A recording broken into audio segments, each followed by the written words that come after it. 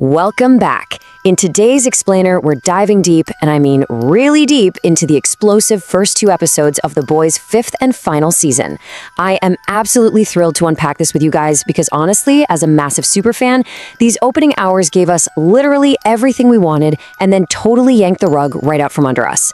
We're going to break down exactly how a certain virus just became the central conflict of the entire season, the insanely high-stakes race it triggered, and some mind-blowing theories tying right back to Gen V.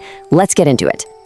Okay, so we've got to talk about that massive internet-breaking cliffhanger.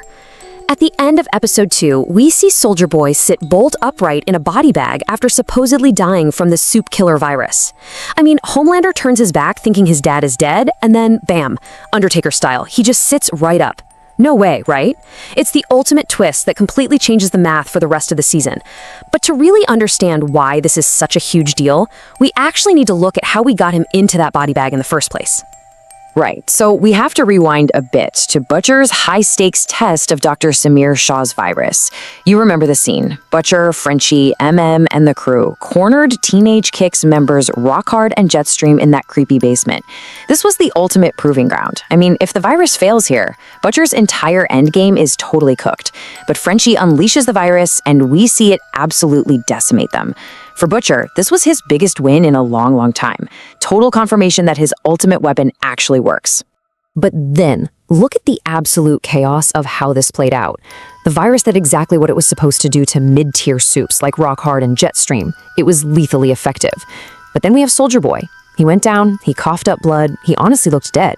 But the absolute freak of nature that is Soldier Boy somehow survived it. This creates a terrifying realization for Butcher, right? Like, wait, my perfect weapon might not be strong enough to kill the actual top-tier monsters. So the million-dollar question is, why did he survive? Well, the answer lies in his history. You see, Soldier Boy wasn't given the modern Compound V that runs through the veins of guys like Rock-Hard or A-Train. He was pumped full of the 1950s V1 original formula. V1 is vastly more potent than standard Compound V, and crucially, it essentially halts aging.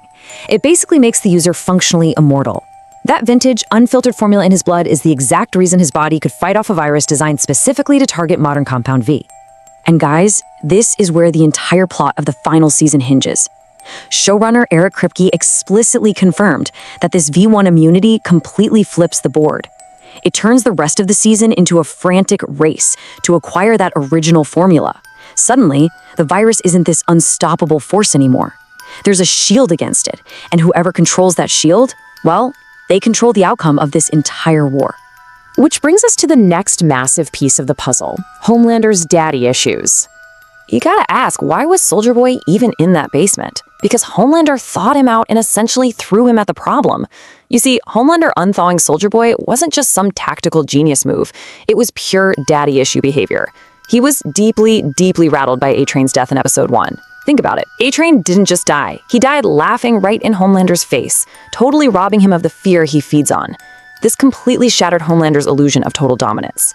Terrified of his own mortality and desperate to regain control, he ran right back to the brutal, mythic father figure he's always obsessed over. He just needed someone indestructible standing next to him. Now, because we're doing a superfan breakdown here, I have to address a wild theory going around Reddit. Some fans are speculating that a grief-stricken Homelander is pulling a full Green Goblin, hallucinating his dead dad as a coping mechanism, which, is a really fun theory since Homelander has definitely hallucinated before. But actually, scratch that. When Soldier Boy sits up in that body bag, Homelander is already walking away. He isn't even looking. If it were a hallucination, the camera would be locked onto Homelander's perspective. So yeah, no, the threat is very, very real.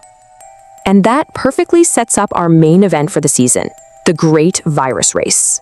It is a totally deadly sprint between our 2 main factions. On one side, you have Butcher. He desperately needs to get his hands on V1 so Dr. Samir Shah can reverse engineer it, tweaking the virus into a foolproof Homelander-killing weapon. But on the other side, you have Homelander, working alongside Sister Sage. His goal? Inject V1 straight into himself to cure his ultimate, paralyzing fear of aging and death. He wants to be completely immortal. It's that simple. Whoever gets the V1 first wins the whole shebang. But then, there is the ultimate wild card in this race, Soldier Boy himself. Seriously, Think about it. He is basically a walking vial of V1. But more importantly, let's not forget his powers. He can fry the compound V right out of other supes, and as we saw with Bombsight, his blasts work even on supes who have V1 in their system. Add to that the fact that his allegiances constantly flip-flop and he genuinely deeply despises his son.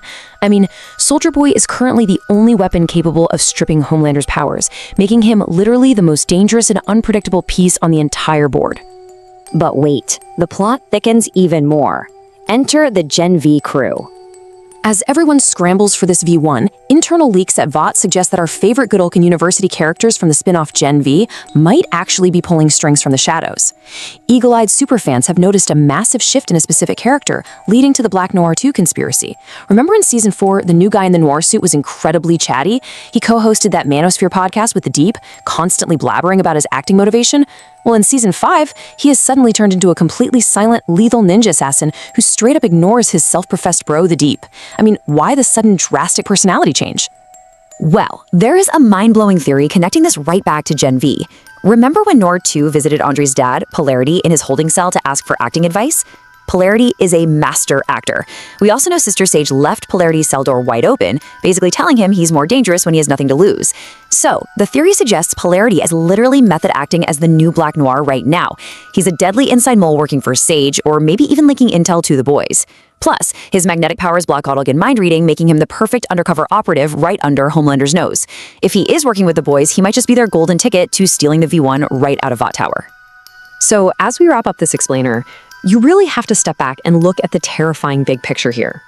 We have Homelander actively seeking godhood, an unkillable soldier boy on the loose, and Gen V moles infiltrating the Seven. But honestly, the darkest piece of the puzzle is Butcher. He is drifting dangerously toward absolute extermination.